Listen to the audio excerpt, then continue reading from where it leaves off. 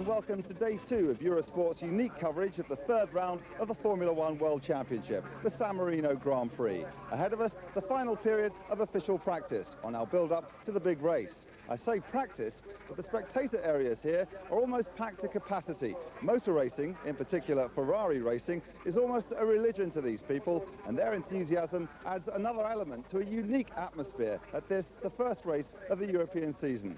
With me is John Watson. John, what were your impressions of the first day? Matt, I think there were 3 things stood out. First was Gerhard Berger out-Sennaing Ayrton Senna to take provisional pole position. Riccardo Patrese in the Williams, and that car now really looks very competitive indeed. And finally, Martin Donnelly, a superb 12th place in the Lotus Lamborghini. Well, coming up, we have the battle for pole position and all the news from the pit lane. And joining us later will be Dr. Harvey Postlethwaite, designer of the sensational-looking new Tyrrell, on the effects of aerodynamics on the new Formula One cars. But first, here's Andrew with the highlights of the first day. Thanks, Matthew. Yes, day 1 saw the Imola track near Bologna absolutely buzzing with anticipation. The fans may have been cheering for Ferrari, but it was McLaren who set the pace. Ayrton Senna has made pole position his own domain here over the past few years, but Gerhard Berger had other ideas. He stormed round in a blistering 1 minute 24.027, a staggering 2 seconds under last year's pole-setting time to snatch the #1 spot from Senna by fractions. For Ferrari, in front of a partisan home crowd, it was a less happy day. Alain Prost could only manage 4th fastest, while Nigel Mansell had a very torrid time. While on his quick lap, this happened. Out of the corner of his eye, he spotted Paolo Barilla's Minardi charging across the grass with the Ferrari as his target. Only split-second reactions on Nigel's behalf prevented a major disaster. Barilla got away with that, but his teammate, local man Pierluigi Martini, was less fortunate. He lost control at the Acqua Minerale and slammed into the tyre wall.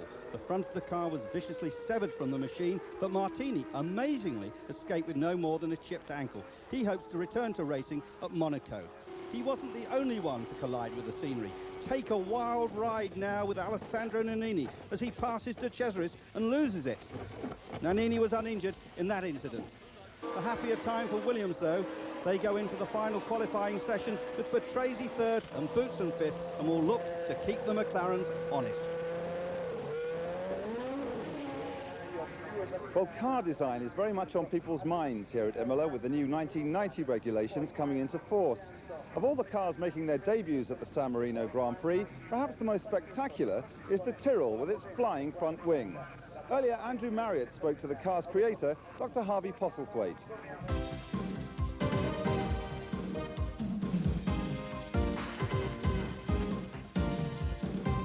Well, Harvey Postlethwaite, you're responsible for the most incredible new shape in Formula One, this dihedral wing, do you call it? Well, it's either dihedral or anhedral. It depends which way you think it's pushing. But yes, I think we could call it dihedral. What does this wing actually do? Well, it's not just the wing, Andy. It's really the whole car, because if you look back, you'll see the whole of the front of the monocoque is raised up as if to invite air to pass underneath the car, which is somewhat different to the normal racing car, where the nose would seem to want to tip air over the top of the car. And by getting the air to go underneath and to flow round and under the side pods, making that air go very fast, we can create a much greater suction and sucking the car onto the ground, and therefore making it around the corners quicker. This whole idea of aerodynamics really has only been developed in the last 20 years. And, just explain how it came about and what these wings... We've got a rear wing down here at our feet. Yes. We'll take a look at that in a second. How did the principle start? Well, really, I think you said 20 years. I mean, yes, aerodynamics will always be around. You can't make the air go away. But the realization that if you could push the car harder onto the ground, and that coupled with these great big black sticky tyres that we use, if you can make the car go around all the corners very quickly by sucking it and pushing it down onto the ground, then your gain in terms of lap time is much, much greater than just making it go quickly down the straights. But I think the other area where in the last couple of years, we've seen a big improvement is also understanding and simulating this so accurately in wind tunnels that we can also predict how the car will handle. Now, it's one thing to give it a very good envelope of performance, but it's another thing within that envelope to make it handle just the way the driver wants it to. And it's really the very sophisticated use of wind tunnels that's enabled us to make a car which really works when you first time you put it on the track. Are they similar wing sections to an aircraft? Well, they were. When I say they were, the first wings that we designed to put on racing cars were all developed from the landing configuration of aircraft wings. But we now really, I think, have gone way beyond that. This wing, if I can show you this wing in a little more detail, this is a three-element wing, sits on the back of the car, and it's designed not only to push the car onto the ground, but it's also designed so that the interaction between the three elements helps to pull air out from underneath the car. And this again helps to create this famous ground effect. I think one of the most interesting facts about the amount of downforce we can produce on these cars, to give your listeners or your viewers some idea of just how big it is that our next race is at Monte Carlo. Well, if you thought of a Formula One car going through the tunnel at Monte Carlo, as it went through the tunnel, if it were possible, it could actually go through on the roof, because there is so much downforce pushing it down that if it actually turned upside down, that equivalent force upwards would actually make it stick to the roof as it went through the tunnel. In other words, it's greater than the weight of the car at that speed. Obviously, you've got all this downforce. That must affect the speed on the straight. So it's all a big compromise, presumably. Yes, it is. Obviously, where there aren't long straights, we will run what we call less wing, less downforce. Circuits like Monte Carlo, we'd run the very biggest wings we can put on the car because we need all the downforce we can get to go around all those little corners. The problems arise when we come to a circuit like Imola, where there aren't very many fast corners. Quite a lot of the corners here are slow, but there is one very long straight. Now that becomes very, very difficult to find the right compromise, and it's something we pay quite a lot of attention to in the day's testing that we've been doing here before the Grand Prix. Obviously, this rear wing is a vital component. Once in a while, they do fall off. What happens then? Well, clearly we try and avoid that circumstance as hard as we can, because it can end up in a very, very severe accident. The stability of the car is immediately affected adversely, and the car, even on the straight, is almost certain to go out of control. And you're one of these technical boffins that's really spoiling motor racing, because these things don't slide about anymore. If you had a completely free hand and wanted to design a racing car that was exciting to watch for the spectators, would you do it all differently? Absolutely not. To me, these are absolutely superb, functional the way they are, and I think the racing of these cars provides the best spectacle in the world. In a moment, we'll be able to take a look at how the final practice session finished up. But first of all, let's have a look at how untimed practice went earlier this morning.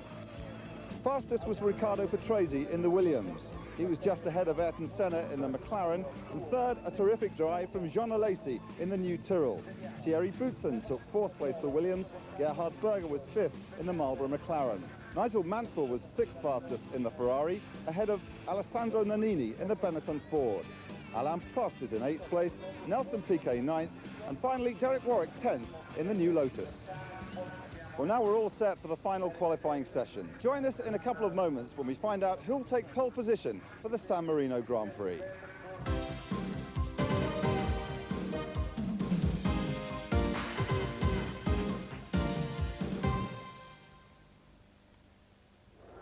Welcome back to Imola, where the final qualifying session has already started, so let's get straight out to the action on the track with John Watson and Andrew Marriott. Yes, thank you, Matthew. Jean Alesi now out on his qualifying run. The talented Frenchman has moved back to his native Avignon from Oxford, where he lived for the last couple of years. And this looks like a quick lap. John Watson, is he on the qualifiers? Yes, indeed he is. He's got two sets of qualifiers, and he's going to go out and try and make the best use of those tyres. Qualifying tyres really are only good for about one fast lap. At the end of the day, you can combine the two sets and maybe make a third run. But generally speaking, by the time the tyres have had a run, they're more or less finished. What do you make of that new wing that we saw Harvey Postlethwaite talking about, that new dihedral front wing, they call it? I think when we first saw it in the press when the car was announced, John, we thought it wouldn't stay on the car for this race, but it really is working as he goes through the chicane there. Yes, it does work. In fact, I thought it was an April Fool's joke rather late in April, but it's so different to anything else we've seen on a racing car. And for Tyrrell to come out with something really revolutionary like this at this particular part of the year really did catch people off guard. Well, of course, we saw the six-wheel Tyrrell, but that was a very long time ago. Now that plunging downhill section, and what a vast crowd here today for qualifying. The place is absolutely packed, and as this guy's parents were Italian, maybe they're going to adopt him. Well, I think so, and Alesi is a pretty Italian name, and although he is French by birth, he looks sort of Italian. He's got that sort of swarthy look about him, and the Italian race fans love racing drivers who drive racing cars aggressively, and Jean Alesi has got that form of controlled aggression that really makes him extremely exciting. Let's look at his time, 1:25.230. Jean Alesi goes fifth. Fifth for Alesi. Good show from him. In fact, the time's a little bit slower than he did 2 weeks ago in testing, but on the day, it's good enough. Now Gerhard Berger on the provisional pole. He'll be battling hard to stay ahead, of course, of his teammate Ayrton Senna. Ayrton Senna has been on the pole for the San Marino Grand Prix for the past 3 years. Is he going to get knocked off it? Currently, this man is in front of him by just a fraction. Just take us through the lap. Driving cleanly, John. Yes, he is. He was always up the curb. He has been sliding up the curbs a little bit on this lap, but generally speaking, it's not been too bad. Having Ayrton Senna as your teammate does give you something to go for, and Berger has responded very well to the change of team. McLaren being quite a different home for him than that of Ferrari for the last 3 seasons. Yeah, there he is. See the Austrian colours on the side of his helmet as he kicks up a little bit of dust using all the track and, of course, the runoff areas as well. Does that sort of throw the car offline? Doesn't appear to, John. It deviates the car slightly. You're losing hundredths of seconds, and all those hundredths add up into tenths and tenths into seconds. And by driving a clean lap aggressively in controlled form, will be quicker than sliding around as we've seen Gerhard. Let's look at the monitor. Time coming up, 1:23.781. He has gone quicker. Berger has clipped 0.3 of a second of yesterday's time. So Senna will really have his work cut out now. This is Nannini. Nannini in the new style Benetton. And this is Senna. Senna now trying to recapture the pole, going on to his qualifying lap now. Yep, he came onto the pit straight. He came on quite slowly, but doing so, getting the power down and really trying to force the car, thrust the car out of that slow second gear chicane, and then maximize on the speed down through the Tamburello, coming into the Villeneuve curve, and then hard on the brakes into the Tossa curve. This second gear corner, getting the car in and feeding the power in as quickly really as he can. You see the car squirreling a little bit on the track, a little bit too much of the 700 horsepower Honda have available for their drivers today. But look, he's good. You see, this is not going to be a particularly good lap. He's already using too much of the curb. He's been sliding a little bit in the Tossa, getting across the curb, sliding there in the Equa Minerale. Let's see. Look, again. Quite wide there, Johnny. He's up on the curb. Every corner he's been on so far, he's overdriven the car. He's trying, at this point, too hard. I know it's easy sitting here commentating on it to say that, but he needs to control what he's doing a little bit more. That's wasting time. He's losing time. He's abusing the tires, abusing the car, and actually going to go slightly slower than he would think he is capable of doing. Yeah, coming towards the end of that lap now. And a bit tidier through that Ravazza corner. He got it back under control. But I think those 4 corners where he was sliding too much will pay in the lap time we're going to see just in about 2 seconds. Yeah, we see him across the line. Just takes a couple of seconds to come up on the timing monitor. There it is, 1:24.079, exactly the same time as he did yesterday, to the 1,000th of a second. Absolutely amazing, but he is still in second place, albeit on the front row of the grid. So that's Ayrton Senna for you. But he'll be driving now. This slowing down lap, he'll be thinking about it. What did I do wrong? Oh, there's one off. Derek Warwick running away from the car, mainly because he wants to get into the spare. He stuck it in the sand, and Derek Warwick, I know he's a bit happier with the car after this morning's practice session and hoping to move up the grid, but that's not a happy sight. And now we join in car with Ivan Capelli. The Leighton House team had an absolutely horrible start to the season, but getting it together a bit better here. And while we just talk about that car, let's say get well soon to Ian Phillips, the team director. He's had a touch of meningitis, I believe. So, Ian, if you're listening, let's hope you're back at the racetrack at Monaco. Capelli coming down now to the second gear. Chicane just before the pit straight. Very tight left and right. Difficult getting the power on. Third gear, fourth gear, fifth gear. You see his hand stays on the gear lever for those 3 gear changes. The car accelerates so quickly, it's not worth taking your hand off the gear lever. Sixth gear, flat out through Tamburello. Getting up to 185, 190 miles an hour. Coming down through the Villeneuve curve, and really you're just into the curve when you've got to get off the brakes. More problems for Camel Lotus. Martin Donnelly in trouble.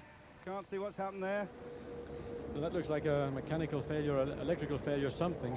Great shame, because Martin Donnelly has been going extremely well here in his 3rd Grand Prix for Lotus Lamborghini. Here's a man who is sliding the car, Thierry Boutsen, hoping to get up at least onto the 2nd row of the grid. This is Thierry on his 2nd qualifying run. Remember, Ayrton Senna still has a run to come.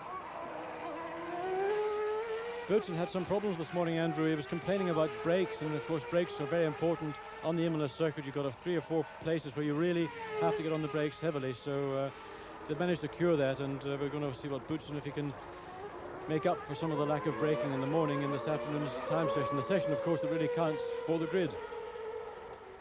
There's Boutsen. Boutsen goes fourth. Boutsen onto the 2nd row of the grid with a 1 minute 25.039. Thierry Boutsen has gone fourth. Now he's slowing down. And Senna again. Senna goes out for his 2nd run. Well, it's this time or never, John, and car's in the way too. Well, he's got De Cesaris in front of him, and he's got John Alesi behind him, but I don't think Alesi's going to be a problem, though he will try and hang in there, grab the slipstream as much as possible. Remember that Alesi's Ford engine, the V8 Ford engine, has got about 60 horsepower less than Senna's Honda engine, so he's going to try and maximize as much as he can on the slipstream the Honda is going to provide him with, but of course the power will tell. Going uphill into the double left-hander. Yes, in that previous run you said that Senna was perhaps overdriving the car a little bit. Now it looks as if it's much smoother on this run. Yes, I would say now you're seeing controlled force here being used. Senna appears not to be putting the energy into the car in the wrong way. The car now is being pushed out of the corners. It's positive rather than what we saw in the previous qualifying lap, what I would call negative driving. This is very positive. Looks like a quick one. Just about 58 seconds under that bridge on our stopwatch, and we know that's going to be a quick one if he gets there that soon. Anything under a minute at the bridge is very, very fast indeed. You know, it's much, much more settled. The car looks right. He looks totally in control of the situation, and I think we're going to see a very, very fast lap from Senna. But Alesi's kept up remarkably well. Look at that.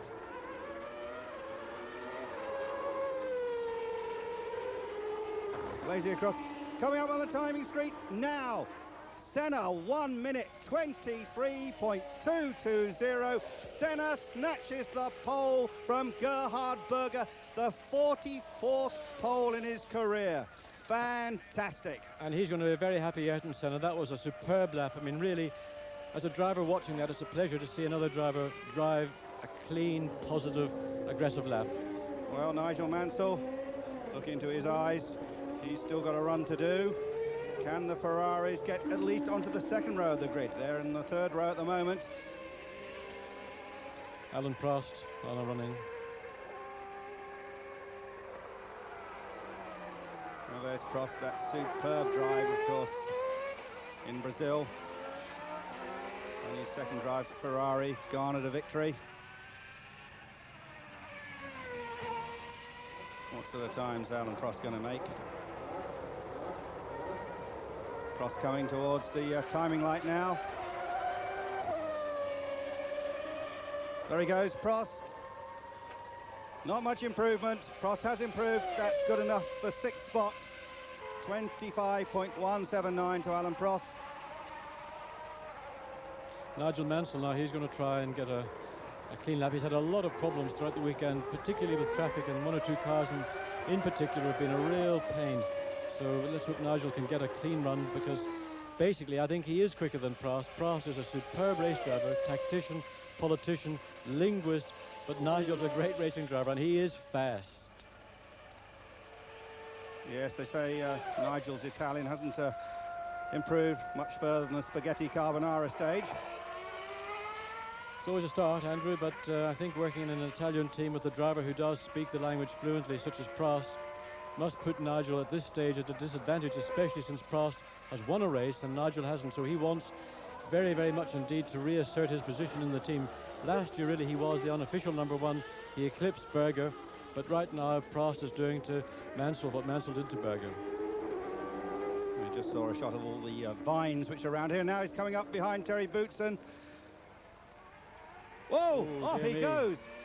Oh dear, I mean, the bottom of that car got a right hiding. I mean, really, I'm not quite sure if Boutsen did get in his way. He seemed to be on a part of the track that did interfere with Nigel. He was wanting to get out of that corner quickly, but it seemed to affect Nigel. He's missed a gear, the electronic gear change. He's got to go down through the gears. He can't select the gear he wants, and of course, he's spoiled that lap.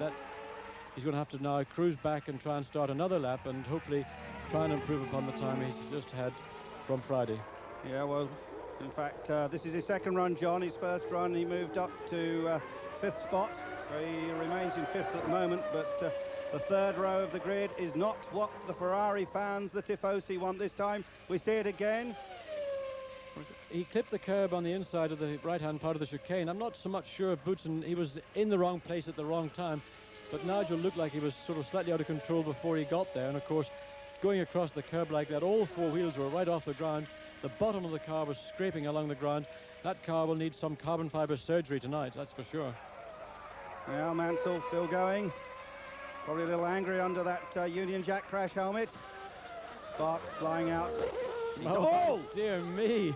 Straight on at the chicane. There's a major misjudgment. He came down, didn't get his braking right, and did the right thing, of course. He went across that little pathway that has been worn by other cars doing the same thing, but of course that lap will not be allowed. He took a shortcut, so this lap will not count no matter what the time is. How the timekeepers know that?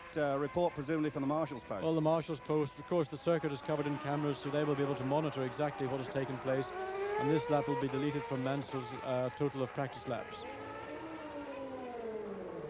But that just gives you an indication as to how hard Nigel was trying, and he left his braking ever so late. Made the right decision not to attempt the chicane, because he would have certainly damaged the car. He went across the grass, but of course that lap's been wasted. And the tyres, the qualifying tyres, that means they've got one life less than they would have had he not made that misjudgment. Just off screen, John, we've seen that Riccardo Patresi's gone a fraction faster, but stays in 3rd spot. There we go. He chose to go straight on really quite early at that situation. He knew he was never going to get round there.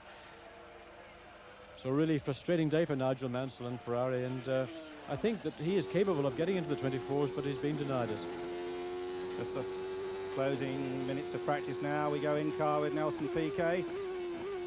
Just remind us of those gear change points, John. Yes, 3rd gear, changing into 4th gear, holding 4th gear on the second part of the Ravazza, snatching 5th, holding 5th all the way down to the first right, left of the Marlboro chicane, then hard on the brakes, down to 2nd gear in a 6-speed gearbox. Left, right, now on the power, hands flurrying up to 3rd gear, 4th gear, 5th gear. The gear changes are so quick, it's not really worth taking a hand off the wheel. Piquet 25.7, that's 8th spot for him. Gerhard Berger back on the track for his 2nd qualifying run, and he will be working really hard to try and recapture the pole. Can he do it? Coming towards the end of this lap, in fact. But he was sliding a lot coming onto the straight out of the Ravazza corner at Startville, whether the tyres really have had the performance left in them after that hard run. 24.2, no quicker. Gerhard Berger has to be content with 2nd spot. Okay, the checkered flag coming out, and that is the end of the session. Ayrton Senna takes his 44th career pole. Let's look at the times then. Senna and Berger on the front row of the grid. On row 2, it's all Williams, Patrese and Boutsen. On row 3, Mansell and Prost, all Ferrari. Then Jean Alesi, Nelson Piquet, Nannini and Warwick round out the top 10. Martin Donnelly, a great 11th. Mauricio Gugelmin right up to 12th spot. Bernard is 13th. Stefano Modena 14th. Suzuki 15th. Then it's Alio in 16th spot, to Cesaris 17th, and another Italian, Capelli 18th. In 19th spot it's Nakajima, 20th is Lorini, and then Emanuele Pirro. Oliver Gruillard, Gregor Foytet, Roberto Moreno, JJ Leto and Paolo Barilla complete the qualifying top 26. Let's look at the people that haven't made the cut. Alex Caffey, Michele Alboreto, and sadly, David Brabham. And what a terrible day for the Footwork Arrows team. Well, that's it for day 2. Day 3 features live, uninterrupted coverage of the race itself. Along with that, we'll be bringing you an exclusive interview with Gerhard Berger and one with triple world champion Sir Jack Brabham. So make a date to join us at 1 o'clock UK time, 2 o'clock in Central Europe for our build-up to the big race.